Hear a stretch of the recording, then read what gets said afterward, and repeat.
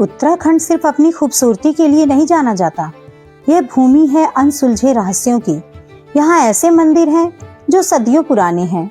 यहाँ की गुफाओं में साधु आज भी तपस्या करते हैं और यहाँ की कुछ कहानियाँ विज्ञान को भी हैरान कर देती हैं।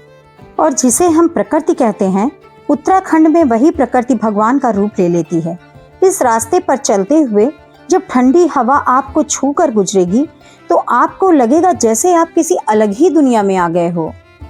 इसी दुनिया में आगे बढ़ते हुए हम जा रहे हैं एक ऐसी अदालत में जहां कानून की किताबें नहीं बल्कि स्टैम्प्स और चिट्ठियां काम करती हैं, जहां जेल नहीं बल्कि इंसाफ मिलता है। हेलो फ्रेंड्स, मेरा नाम है किरण और मैं बात कर रही हूं देवभूमि उत्तराखंड के एक ऐसे रहस्यमयी मंदिर के बारे में जिसे कानूनी देवता या जस्टिस ऑफ गॉड का घर कहा जाता है। ये है अल्मोड़ा का चितई गोलू देवता मंदिर।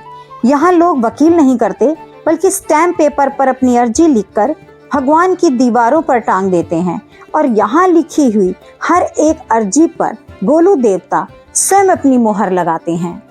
कहते हैं कोर्ट की तारीखें बदल सकती हैं पर चितई गोलू देवता का न्याय कभी नहीं बदल सकता। अगर आप नैनीताल से चितई गोलू देवता मंदिर आना चाहते हैं तो सबसे पहले नैनीताल से भवाली की ओर निकले। इसके बाद कैंची धाम होते हुए अल्मोड़ा पहुंचे। लगभग 70 से 75 किलोमीटर की खूबसूरत यात्रा के बाद अल्मोड़ा शहर से करीब 8 किलोमीटर दूर चितई गोलू देवता मंदिर सड़क के किनारे मिल जाता है। नैनीताल से अल्मोड़ा के लिए नियमित बस और शेयर टैक्सी भी मिल जाती है। आज के इस व्लॉग में हम इस मंदिर का इतिहास, इसका रहस्य और इसकी दिव्य शक्ति को महसूस करेंगे। अगर आपको इंसाफ पर भरोसा है तो अगले कुछ मिनट आप मेरे साथ इस दिव्य सफर पर बने रहिए। इस मंदिर तक पहुंचना ही अपने आप में एक अद्भुत अनुभव है। अल्मोड़ा से लगभग 9 किलोमीटर दूर ये मंदिर घने चीड़ के जंगलों के बीच बसा है। आप कुछ सेकंड रुककर ये घंटियां देखिए। ये सिर्फ घंटियां नहीं, उन लोगों की खुशी है जिन्हें यहाँ इंसाफ मिला है। जब किसी का काम पूरा हो जाता है या उन्हें कानून, परिवार या समाज से इंसाफ मिल जाता है तो वे यहाँ आकर घंटी चढ़ाते हैं। यहाँ लाखों करोड़ों घंटियां हैं और ये जो आप सफेद कागज देख रहे हैं ये कानूनी कोर्ट के स्टैम्प पेपर्स हैं। जब कोई इंसान हर जगह से हार जाता है तो वो गोलू देवता की इस सुप्रीम कोर्ट में अपनी अर्जी लिखकर छोड़ जाता है।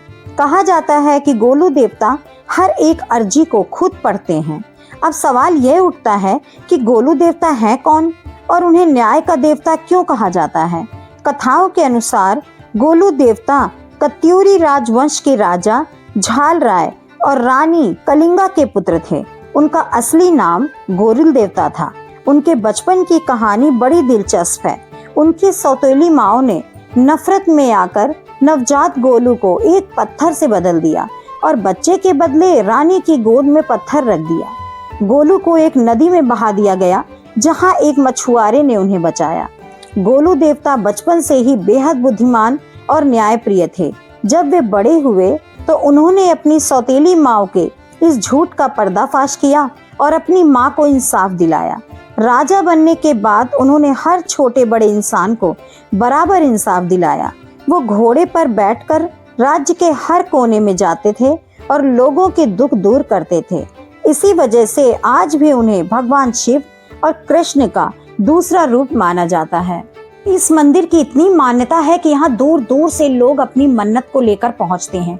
यहाँ लाखों करोड़ों घंटियाँ इस बात का सबूत है कि लोगों की मन्नत पूरी हुई है और कहते हैं इस मंदिर में आ करके मन्नत मांगने के 9 दिनों के भीतर ही मन्नत पूरी हो जाती है। सच कहूँ तो मैंने भी इस मंदिर में मन्नत मांगी और 9 दिनों के अंदर ही मेरी भी मन्नत पूरी हो गई। तो अगर आज भी आपके अंदर कोई इच्छा है जो पूरी नहीं हो रही है तो इस मंदिर में आइए, एक बार यहाँ मन्नत मांगिए और अगर आप सच्चे दिल से मन्नत मांगते हैं तो आपकी मन्नत जरूर पूरी होगी। और देखिए बहुत सारे लोग अपनी मन्नत इस सफ़ेद कागज में चिट्ठियों में बांध करके यहाँ गोलू देवता को ऊपर चढ़ाते हैं और गोलू देवता उन्हें स्वयं पढ़ते हैं। और अगर आप सच्चे दिल से अपनी कोई मन्नत मांग रहे हैं तो गोलू देवता उसकी सुनवाई जरूर करते हैं। तो यहाँ पर दूर दूर से लोग अपनी मन्नत लेकर आते हैं। किसी की शादी नहीं हो रही तो किसी की संतान नहीं हो रही, किसी का कोर्ट केस अटका पड़ा है, तो लोग यहाँ पर अपनी मन्नत, यहाँ तक कि जो कोर्ट की बड़ी बड़ी मोटी मोटी फाइलें हैं, लोग वो तक फोटोकॉपी करके चढ़ा जाते हैं और लोगों की ये इच्छा का मान रखते हैं गोलू देवता और उनकी मन्नत पूरी करते हैं। तो ये जो इतनी सारी घंटियां हैं वो इसी बात का सबूत है, क्योंकि जैसे ही लोगों की मन्नत पूरी होती है लोग यहाँ पर आते हैं और घंटी चढ़ाकर गोलू देवता का धन्यवाद करते हैं। तो बहुत सारे लोग, जब हम इस मंदिर में पहुंचे तो हमने देखा कि बहुत सारे लोग इसी तरीके से धागा लेकर के कागज में अपनी मन्नत लिखते हैं और मन्नत लिखने के बाद यहाँ पर बांध देते हैं, और जब उनकी मन्नत पूरी हो जाती है तो वो इस धागे को खोलते हैं और गोलू देवता को घंटी चढ़ा करके अपना जो है धन्यवाद उनको देते हैं। यहाँ आकर आपको एक अजीब सा सुकून मिलेगा। मैंने यहाँ के लोगों से बात की, किसी का जमीन का विवाद था, किसी का कोर्ट केस सालों से अटका था और किसी को भयानक बीमारी थी। उन्होंने बताया कि यहाँ अर्जी लगाने के 9 दिनों के भीतर ही उनकी मन्नत पूरी हो गई।